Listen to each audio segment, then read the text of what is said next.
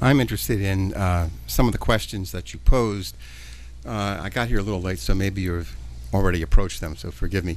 But one of the things you said was, what do men get out of ATM? Now, I'm wondering, did you interview men who said, yes, I practice that, and find out what they do get out of it? One question. Go ahead. Let me answer that and then I'll come back to another. Okay, let me tell you that I haven't specifically interviewed men on that. What I did do is I went to the porn discussion boards, which is where the aficionados of porn hang out, basically, and I read what they were saying about ATM. And there is a thread called Messy ATM. And in this thread, hundreds and hundreds of postings talking about how great it is to watch the woman literally have to eat feces without knowing it, and how thrilling that was. And they even tell you at what point in the movie to go to so you can see her doing it, and that she didn't know it. And they said, one guy said, this was a moment of zen in pornography I've never reached before. So this is what they like, the debasement, if what they write is basically true. I've heard when they make those films, they actually try to show you that it's ATM, but it isn't. It's A, and then clean up, and then.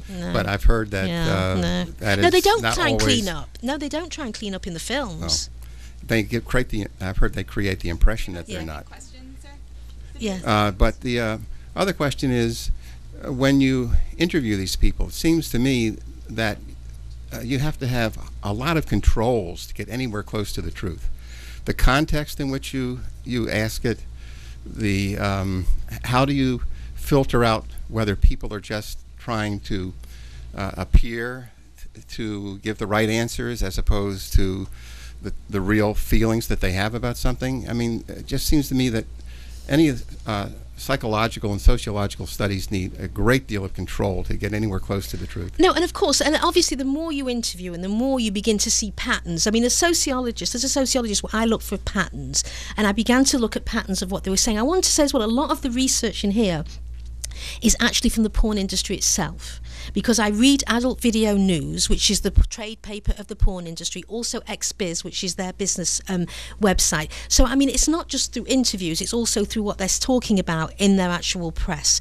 And I think what happens when you interview them, I have to say, a lot of them were really opened up about the industry. And what's good about when this guy contacted me, the producer, and said, you know, you were right, and we've had long conversations so far of an hour or so, and then we're going to have more. He's basically saying the same things I've heard over and over again. I've not heard anything different. So that's how I do. Thank you.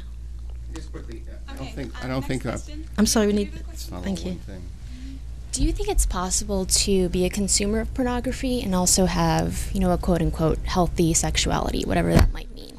And I'm wondering to what extent the pernicious effects of pornography are dependent on the more extreme types that you've discussed, because I've heard that, you know, there's supposedly a subset of the pornography industry that's supposed to be more friendly or appealing to women. So let me tell you, the pornography I'm talking about is the most profitable on the internet. It's called Gonzo by the industry, and if the industry business website is to be believed, and if the Adult Video News is to be believed, then that's the most profitable, because that's the one men use alone. What they'll use with women more is what's called the features, which is kind of a story, and it tries to mimic the Hollywood movie, but it's still body punishing sex.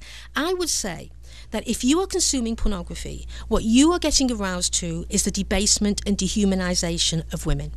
And I do not see how that can translate in any way into what I would say is a healthy relationship, which is one which is built on equality and respect. So I can't see how that would work. Thank you. Maybe one or two more questions.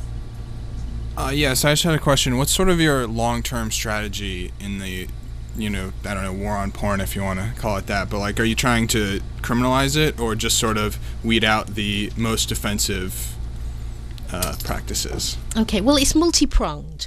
One of the things we did with Stop Porn Culture is 3 of us wrote a anti-porn slideshow, which we give free of charge. You can download it from Stop Porn Culture. It comes with 100 images and 50-minute script. We give that out because we want people to start raising awareness and consciousness and doing an educational program about the harms of pornography. So one of the things we really want to do is raise public consciousness as to the harms of pornography. What I would also like to see at some point is to empower women, and anyone, indeed men as well, who have been hurt through the pornography industry at the point of either production or consumption, which means I'd like to see it in the criminal code, in the civil code, sorry, not the criminal code. I don't think the criminal code is the way to go for the pornographers. And it's not worked, because look at obscenity charges, it's not worked. And I think that women should be empowered, especially to be the ones to go after the pornographers, because what we could say to them is, look, hey you remember that woman you bought for $50? Well, it's going to cost you a lot more than $50. Basically, we're saying women's lives matter and that we're going to put a price on them. Thank you. After working for the feminist cause for many, many years, I'm still shocked that about 90% of the TV commercials, when they show cleaning products, it's always a woman's hand cleaning. And so there's a sense that it's natural for women to clean and it's embarrassing for men to clean. Again, debasing women as the cleaners. Yeah. Again, how do we mobilize both women and men to teach kids that, hey, it's okay for everyone to do these sorts of things, and it's not woman's natural job to clean or to be sexual in this, terrible way, punishing way, and get to the media, stop the commodification of the industry. Tell them we're mad about it. It's wrong. Well, the only way I can see in all of these issues is we have to build a robust feminist movement. We cannot do this outside of feminism. And what I want to say very clearly, pornography didn't invent this ideology. Pornography is part of our culture. What comes out of what's in pornography is in the culture. That sort of woman-hating, anti-female position is not just something that pornography does. And when you see it in advertisements, when you see it in images everywhere, you're just seeing a lesser version of it. So that's what I'd say. And I think what we need to do, is my last comment because we need to end, is to say, this is a call, if this is a call for anything, is to join the feminist movement and to help us build an organisation that resists the porn culture in general. Thank you very much.